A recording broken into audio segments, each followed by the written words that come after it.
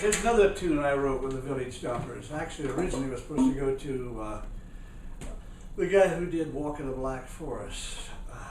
Anyway, it's called Penny Candy.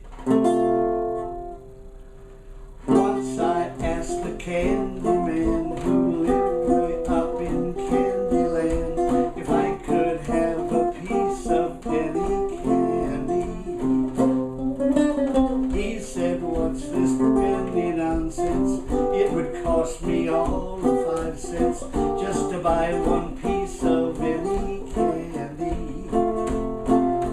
With only a penny in my hand, I left his candy stand. Down the street and home I ran. I needed 4 cents more. Gee, it sure would be so dandy if they still had penny candy. All of my troubles would be none. If I lived back in 91, then I could buy some penny candy.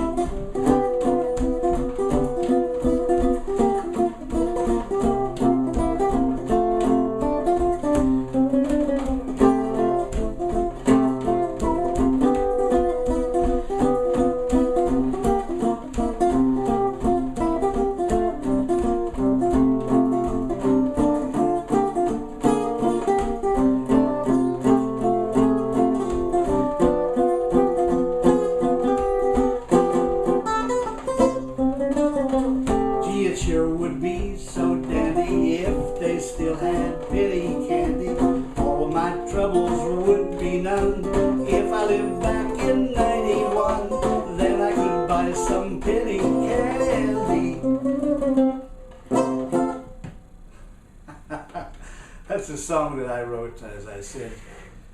What happened is I was selling songs to Mercury Records back in Chicago on Wacker Drive, downtown the Loop. And I went in with some songs I thought were quite nice. They were, as far as I'm concerned.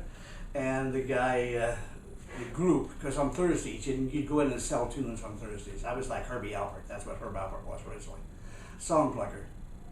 So I went in and plugged my own tunes. And the guy said, why do you bring me all these fancy tunes, all these fancy things? He said, can't you bring me, at the time, Alley Cat was popular.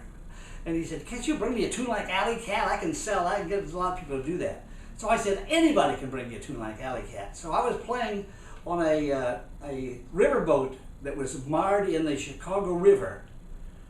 And it was there, and in the evenings, and I was there with a terrific banjo player, Buddy Lee, Albert Leet, and we had a little quartet there, and a piano and 2 banjos and a bass. Pardon me. And we went in that night and we were playing on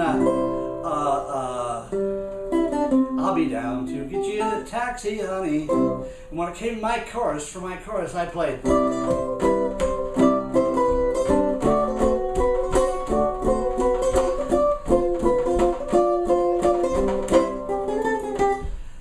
Played that, and after it was over, I said, that's the simple kind of little thing he's talking about. I'll take that into him. I said, I'll show him anybody can write a cat tune. So I went in with that tune and thinking, well, he's going to say, oh, that's a little too corny or whatever. And he said, that's it. Now you're writing. That's a great song. So I wrote some words to it and called it Penny Candy.